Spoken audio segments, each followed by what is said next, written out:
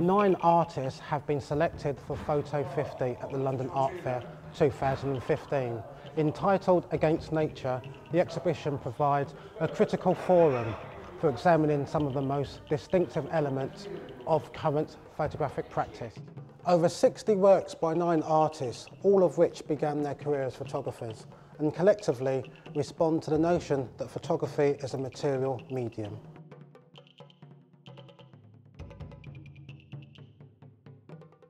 A point where I wanted to work with photography, but not necessarily with images anymore.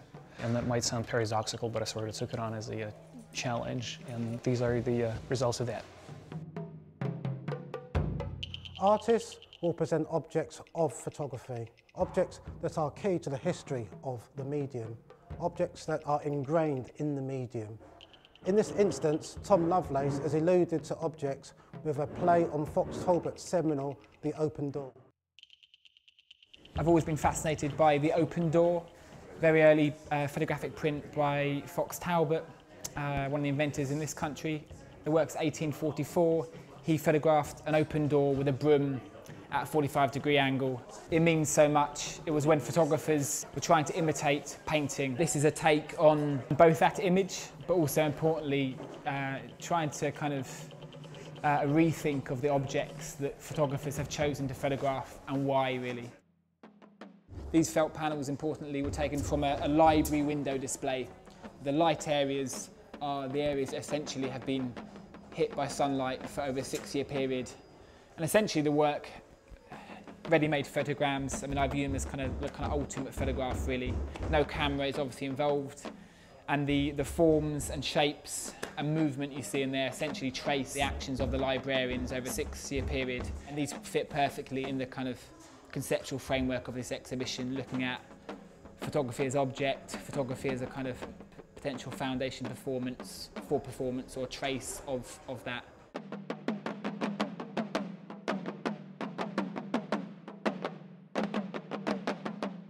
While Andrew LeConte's practice adopts photographic methods and theories to create an often sculptural outcome. I've got 3 pieces on show for Photo50.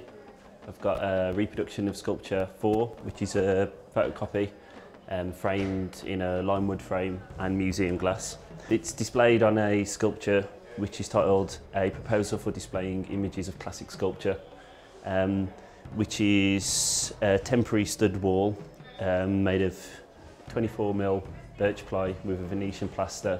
The Venetian plaster is made up of marble dust and lime putty, so it's a traditional method of decoration which was used originally sort of back in Roman Greek times. This idea of reintroducing materials back into the image or after the document's been made, so the way that photographs lose all sculptural concerns such as weight, material, surface, and it's this idea of bringing those elements back into it.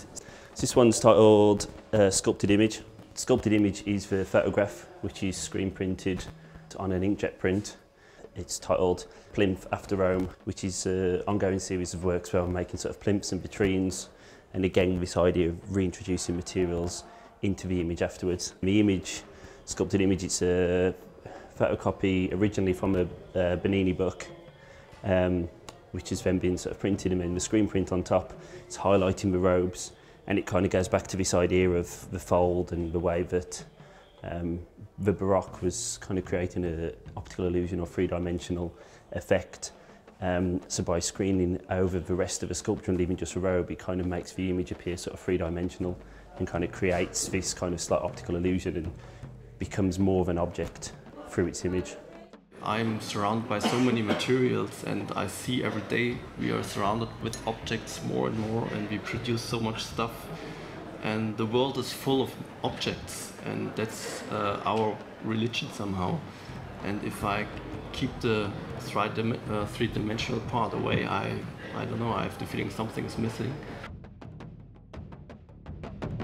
Torsten Brinkmann's photo assemblies incorporate staged photos in which he plays the leading role, while always remaining unnoticed or unrecognisable. In general, I collect items which are thrown away, and I collect them since more than 10-15 years already. and I do all sorts of different work with it. In this show I do an environment which was about Richard Wagner.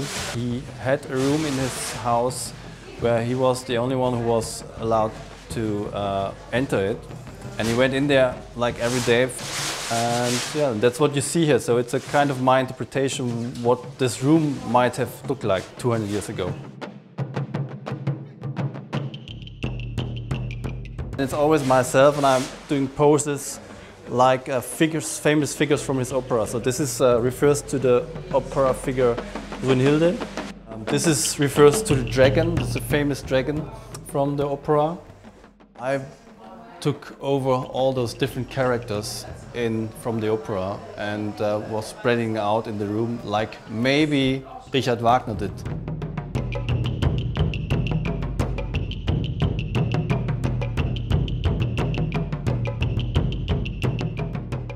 This is the work of Canadian artist Adad Hanna.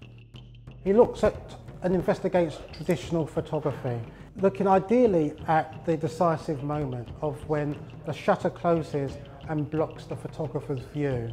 He looks at the movements and the shapes of subjects within that space. You see, when the shutter closes, these very subtle movements.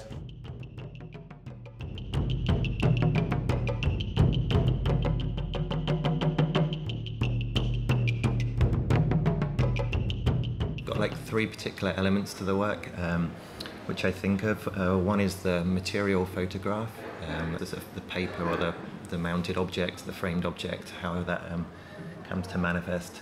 The actual image that's being shown, and the original object in the world. And I think the sort of work that you'll see out there is a kind of interplay or an encounter between sort of two or three of those elements, sometimes some more prominent than others. It's actually a photograph of a reflection of a light bulb in a black photographic paper, which is then reprinted onto black photographic paper. So you have an image that's actually printed back onto the thing that it's an image of. And then the light bulb sits on top of that, and the reflection from the image appears to belong to the object that's now in the world. Looking at this piece called Grounds of Doubt. One of my inspirations for this was like Magritte, in the way that he used to sort of play with that materials, the property of materials, so like paintings where like rocks appeared to like float and sort of show you things in ways that you weren't used to seeing them. This takes a sort of similar idea where you have the rock at the bottom of the image, but the rock is beginning to the image is beginning to peel up, so it's as if the rock is kind of floating, and it emphasizes the material quality of the paper. And I'm kind of interested in the fact that you see the rock as an image at the same time you see the paper as a material, so there's this kind of flick between the image and the sort of material objects, sort of flicking back and forth between what the two are. Through storytelling, Johnny Briggs explores the constructed reality of family politics, often reminiscent of his childhood experiences, constructing humour with elements of surprise and the uncanny. By rendering a visible paradoxical reality, he questions the boundaries between child, adult, self, other, nature, culture, real, fake. So I've been really interested in this periphery between what's real and what's not, which I find that photography does so well. It creates these suspensions of disbelief. With this piece, it's like an artificial camouflage, where it's this character that's holding this board of wallpaper within all of this pattern. So there's an element of set trickery as to how you can't see her feet. And then for this piece, I painted a domestic scene in Magnolia, domestic emulsion, and left out this bit here and the grape unpainted as clues as to where the truth of the image lies. But also it's titled Trompe-l'œil, which references this tradition in painting of trying to make the fake look real. And it references this famous Greek story of these two rival painters, where one of them painted a scene that looked so real that birds flew into it to pick at the grapes. So then his rival said, "Oh, maybe you'd like to unveil my painting." So he went to unveil it, to pull the cord and open the curtains, and then he realised that the cord and the curtains were all painted. So then it's this blurred boundary between what's real and what's not, but with the trompe l'oeil, I find a lot of my work is the reverse of this, where instead of trying to make the fake look real, I like to do the flip side, to make the real look fake, and to use photography as a medium to do that. The whole object was of quite kind of heightened importance to me. And that's really where I've looked at all the artists within this exhibition, such as Giulio Galeotto, who's more conceptually based. The layers of his work within the photograph makes the photograph the object in itself. In this case, I just brought these 4 images of a project called Excess, where I've been collecting objects during a couple of years that they come from fairs or commercial events or other ephemeral constructions. So I use those objects that I've been collecting in order to construct in a studio this kind of unfinished landscapes. So we can establish a relationship between the objects that we see in the images and the spaces that holds them. Hassan Haji's life experiences are revealed through visual cultural references from London and Marrakesh, reactivating the heightened cultural awareness of portraiture, installation, fashion, performance and design.